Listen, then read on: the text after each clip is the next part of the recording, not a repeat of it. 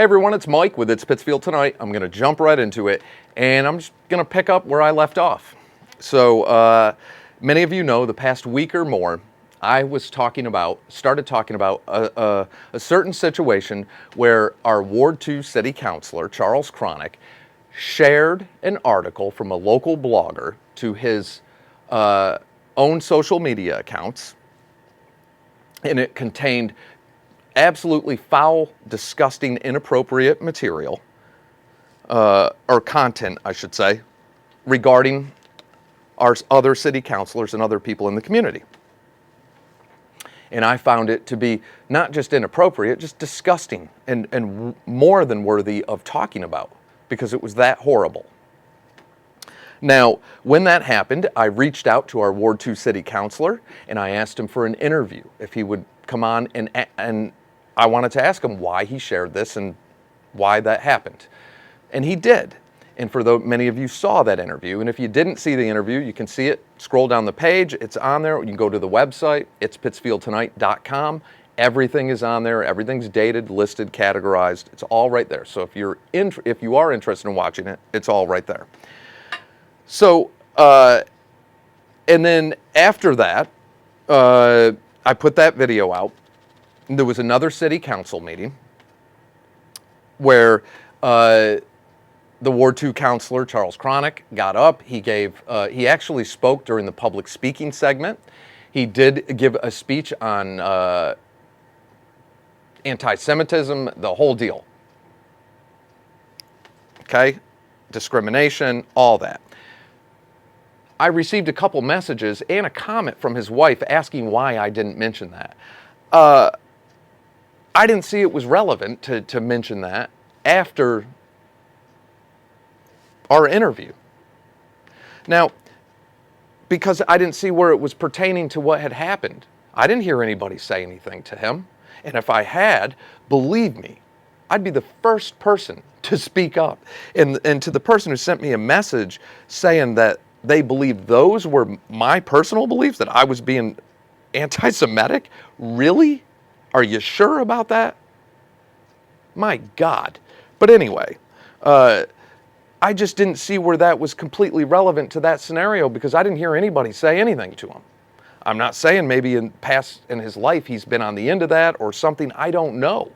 I only know what I saw. Now, as far as the article goes, and our Ward 2 City Councilor and some of his supporters were saying this.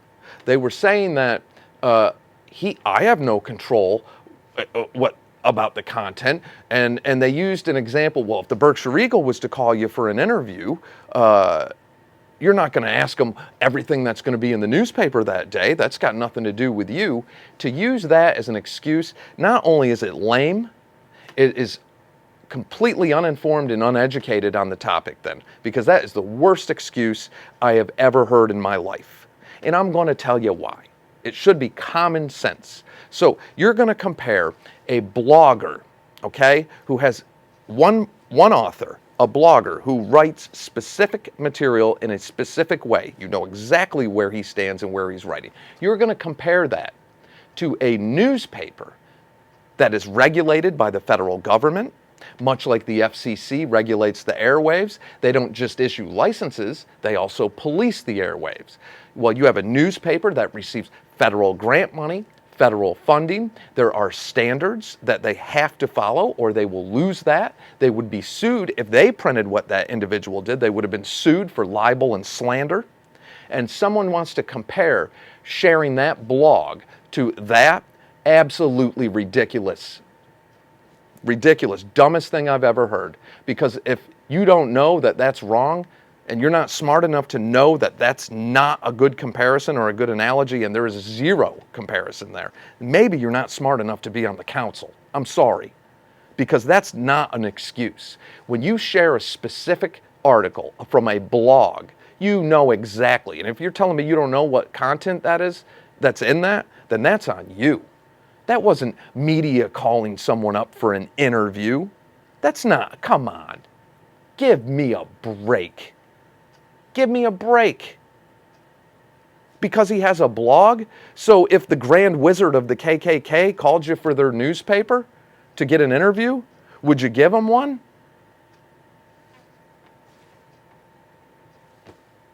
I mean, if they had a blog like that, what's the difference? That's one dude's opinion, and you're going to try to compare that to a registered media outlet that's regulated for content and receives federal funding?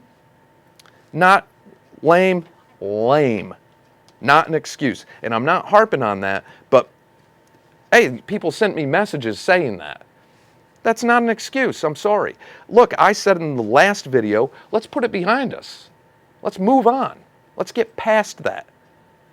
I'm against the mayor and the city council president pushing for a recall because, again, they're all making it about themselves. You watch that city council meeting, and that's all you hear from city councilors, certain ones. Pete White, every time, and I'm sorry, this is how I feel, I got to be honest. Every time I hear Pete White talk, I feel like I need to pull out a candle and a violin. Never once ever have I heard Councilor White say, you know what, the city screwed up on this one, or you know what, we're wrong and the constituents are right. We messed up. It's always, you don't understand, everyone's picking on us, and it's always, we're doing the best we can. Government takes time. It has to work this way, it has to work that way. Excuse after excuse after excuse. And you know, if you've ever managed a business or owned a business, and have you ever had an employee that comes into your business and they just bring drama with them? Even if they do their work, just one of them people who has so much drama around them that you can't wait to fire them or for them to quit, because the drama starts to spread like a disease through your business and starts to kill the spirit, everything. It starts to just demotivate your employees. That's what drama does. That's what our city councilors and this administration does. It is. They're all about themselves all the time. You know, I've said this repeatedly. I would have sat down with Mayor Tyre a million times. I still would. I would still sit down with Mayor Tyre. But no, Mayor Tyre has always made this about herself. I said things about her that she didn't like, so she's going to turn her nose up in the air and how dare he talk about the throne in that matter, you know, and never talk to me again or anyone else that is like that. Because they're not public servants, they're self-servants. That's what they are. And I'm sorry, but when you run for political office and you're going to get mad that someone might critique you, you beg for that job. Show me any other job that you do that. Imagine someone coming in and applying for a job at, say, Stop and Shop, right? You go in, you ask for an application. And you want that job so bad that you go home, you get some signs made up that say, Mike for Stop and Shop, hire Mike for Stop and Shop. And you stick those in front of Stop and Shop and you stick them out on the side of the road. Then you go to the businesses next to Stop and Shop and you ask them, hey, do you mind if I put a sign in front? I'm trying to get a job at Stop and Shop. Would you support me for being hired there? I mean, you're begging the public to put you there. You're being paid to put there. There's a lot of perks that come with that job, and don't think there isn't. There shouldn't be. It should, but that's up to the individuals, how they look at that once they get there. It's absolute nonsense. It's time for a clean sweep, people. It's time for a clean sweep. And I'm tired of getting the messages from people like, you're just doing this for yourself, or you're just doing, whatever. You think that all you want, okay? Think it all you want. I know where these messages are coming from. Just like the anonymous message I got on the day of my father's funeral, where it asked if I was pushing his casket down the bike lane. I know what these people are about. They want to know why I'm a little bit angry. I've had enough of it. I've had enough of the bullying, attacking. When the mayor's punk husband did what he did to me a few weeks ago, that was it. That was the final straw for me. No more being bullied, pushed around. I watch it happen to other people. I hear all the excuses. I've talked to almost all of our city councilors about him, saying, you know, you guys, he does, and they all same thing. They all say the same thing. Well, that's just how he is. You got to understand. No, I don't have to understand. There is no room for bullying from anybody in this city. That should never, ever, ever happen. And he was in a position of authority, really, because he's married to his spouse is the mayor. So it's a little intimidating when that happens. And I've let that go, and I'm not going to harp on that, but that is the mentality. So when I hear Pete White singing the blues up there, or Earl Persip telling us we're doing the best we can, why is everyone picking on us kind of attitude? No one's picking on you. Guess what, politicians? You're not that important. You're not that cool. None of this is about you. None of it. It's about everyone. And if you can't take the heat, get out of the kitchen. Really, it's not about you as individuals. You know, how many of our city councilors or our mayor is looking at the consumer index or following the market or understanding what's right around the corner in the economy? It ain't going to be good. No, they're more focused on things like Kenny Warren hit the nail on the head. When they're focused on things like they're going to take, Mayor Tyer's going to take some of that ARPA funds and they're going to tuck it aside and hide that somewhere. So when she decides to endorse Peter Marchetti for mayor, which will happen, I highly doubt she's going to run, even though she keeps saying she is. I'd bet on it. I could be wrong, but I'm going to bet on it. And then they're going to take a lump of that ARPA funds and they're going to use it to offset the tax base for the election year to lower taxes right before the election. That's what they did last time. See how much money we're saving you? And then as soon as the election was over and she won, taxes went right back up. They're going to do it again, and they'll do it a bigger one this time. Because if Mayor Tyer's leaving and they need to endorse the next one to come in, there's department heads that they're going to protect. So they'll be able to stay there and get their pensions and the whole deal. And that's how this circle runs. It's been running this way since the 1950s. I mean, that's how we run our city government. And finally, it's time for it to go back to the people. We need a clean sweep. I'm sorry. We need a clean sweep. It's horrible. It's disgusting. It's disgusting what's happening. And people should speak up. My intentions are, I'm on one track, and that's for doing the right thing. I'm at a stage in my life where I'm giving back. If I really wanted a bunch of attention and was trying to make this about me, it wouldn't be doing this, because this gets to be really stressful at times.